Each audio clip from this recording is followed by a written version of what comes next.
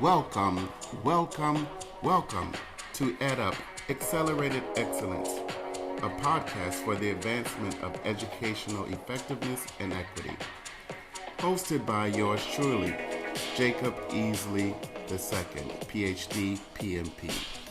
This episode was recorded as part of our Inspirational Shorts during the Education 2.0 Conference 2024 in Las Vegas, Nevada. Let's get into it.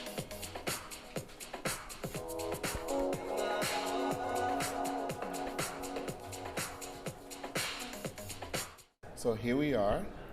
We have another guest to introduce to the EdUp Accelerated Excellence community. My wonderful new friend, will you introduce yourself? Hi, I'm Sylvia Badwi from Agora Prep Academy. I founded the academy in 2021, and I did so out of a need to address the growing number of children who are alienated and excluded from the education system because of their learning differences. So primarily students that are neurodiverse, is that correct? Neurodiverse, but also gifted. So under that umbrella also falls people who are not being challenged, the children who have excessive creative genius in one area over others. And so typically speaking, we would say that they are not academically successful, but they are extremely talented in other areas. So really it's a differentiated learner. But yes, a lot of our students are on the spectrum, or they have apraxia or dyslexia, or they're gifted. I had a grade 1 student who was operating at a grade 9 level. So I mean, differentiated just means any kind of exceptional learner. So Agora Prep Academy, what grade levels? Right now, we are grades 1 to 12. However, we are expanding to kindergarten as well. Oh, beautiful. We have alternative programs for the students who can't sit still behind a desk for 6 hours a day. Our programs allow them to eat when they're hungry and go to the washroom without asking. So it's really a very humanistic approach towards education. We're also inquiry-led, so we're learner-centered. We're not child-centered, we're learner-centered, which means we give them parameters and outcomes and goals, SMART goals, in order to achieve the levels, the academic levels required for them to complete their year. However, we give them choice as to how and when to complete those tasks. Is it similar to Montessori? Montessori was one of the 7 learning philosophies that I adapted into the Agora method. However, the Agora method is way more complex than that. So Montessori is a part of it, but we don't really believe in some of the Montessori, strategies, because Montessori was created for a different type of learner. It was actually started for the underprivileged Italian community. However, with our sort of Waldorf experiential learning, Montessori, but also from the Netherlands, we adapted some outdoor Swedish models of education. It's really an adaptation of 7 different models. So I like this Agora model or framework, and I really appreciated your contribution on the panel yesterday. Thank you. So can you tell us what excites you about your work at Agora? Oh. What gets you up every day? Well, I really love what I do, and I do what I love. So education has been in my blood ever since I was very young. My great-grandfather was a principal. My grandfather was a principal, and he actually innovated education in the 1960s back home. I'm from Africa. And so he innovated all types of education, and he was a guest speaker and a public speaker. My mother, God rest her soul, was a vice principal. And so education has been part of our family for a very long time. But other than that, I was 6 years old when I would sit my teddy bears down and my dog, poor dog, and I would teach to them. And Right. I would preach to them, and I would lecture, and I would do the red, X's and the red pen with the check marks, and I'd assign them work. And I realized teaching is a profession that can never expire. It's nothing that's ever going to be replaced by, a digital format. Right. Teaching is a personal experience. It's a learning journey. And since I love learning so much, being a teacher was just part of what I wanted to do. As I got older and I had my own children, I realized that I had 3 children 2 years apart, and none of them learned the same way. And then I realized that there was a very critical problem or issue and challenge with the education system. We haven't evolved. We haven't changed since the 1800s, our forefathers. And so I decided after 2020, during the lockdown, I took a Harvard course. It was called Leaders of Learning. And I saw how learning could happen. And I realized children don't tune out of school because they stop learning. They click off the schooling, not the learning. Learning is innate, it's intrinsic, it's in us. But it's schooling that causes the rigidity of the schedules, and telling you when to eat, and when to drink, and when to go outside, and when to do this and that. It's a system of compliance.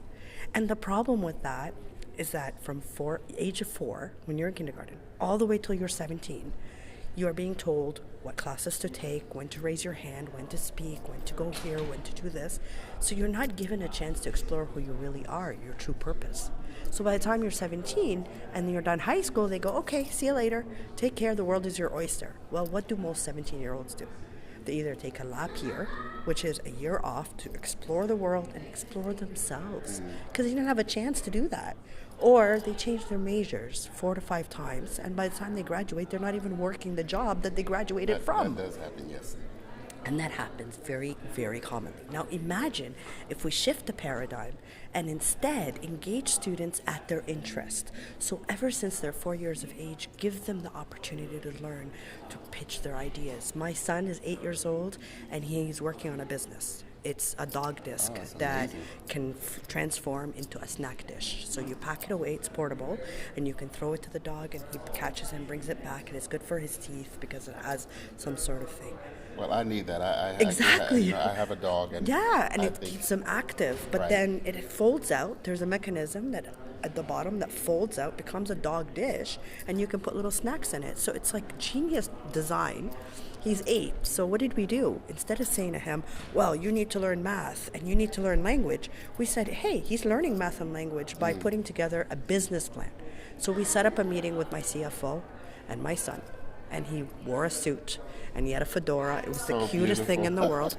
And he sat across of her, and he said, here's how much it's going to take to produce this. Here's what I'm thinking. He wants to hire local. He wants to hire his friends. He wants to pay them a fair wage, and he knows that the minimum wage in Canada is $16.25. So that means I have to have 2 workers at this rate.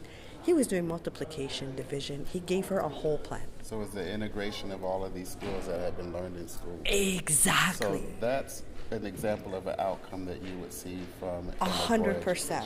Cross-pollination, bringing in business. The kids do Dragon's Den. They do our version of Dragon's Den, which is Agora Den, so it's happening on Friday.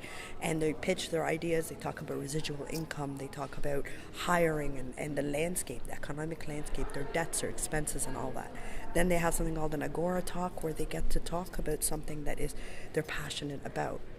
So I think that what really, really drives me is the fact that I know every child is intelligently designed, and that they're a gift from God, and that we have to honor that gift.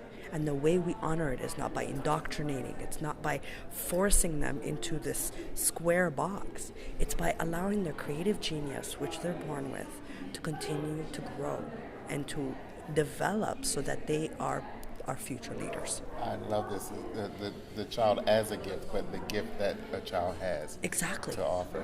So we're here in Las Vegas at the Education 2.0 conference. Yes. What have you learned, since you talked about learning, and learning has been in your blood from your parents and now instilling that love for learning in other children and your own children. What have you learned so far from this conference? Well, first of all, there are incredible people here. So, I mean, there is just a ton of knowledge, ton of experience, professors and doctors, and everyone is here with this common value set or common passion or drive towards revolutionizing education. So the fact that people are recognizing that there is an issue that we need to address is amazing. Right. Because sometimes if you feel defeated when you're working on your own and you're kind of just trying to carve your way and you're trying to just figure out what you're doing in your own little silo, that don't feel like there's people who know what you're doing. So it disrupts the vacuum. Exactly. Right. But here it's like finding your people and being able to talk at a higher level about literacy and about education systems and about paradigms. So it's really nice to meet all these wonderful people invested and to hear some of these people that are starting schools or have schools in different parts of the world that are very similar to mine. So it's almost like power in numbers. If we were to collaborate and we would come together, imagine how much greater each of us could be. So listen, at Up Accelerated Excellence, we believe in this notion of asset-driven networking. So building on what you just said, what advice would you give to other organizations similar to yours interested in furthering the idea of educational effectiveness and equity? I would say continue the learning journey by coming to conferences like this, connecting with like-minded individuals. Take interest in reading about and listening to, different podcasts, different interviews, such as the one you're doing right now, from all these different people, and actually start to understand that we cannot work alone, that we have to come together. That's my biggest advice, is that networking and collaboration, it's what we teach children. I couldn't have said it better. So there you have it. Insights and inspirations from Sylvia Badwi, Agora Prep Academy. Yes, sir. Thank you, Sylvia. Thank you so much. Thank you.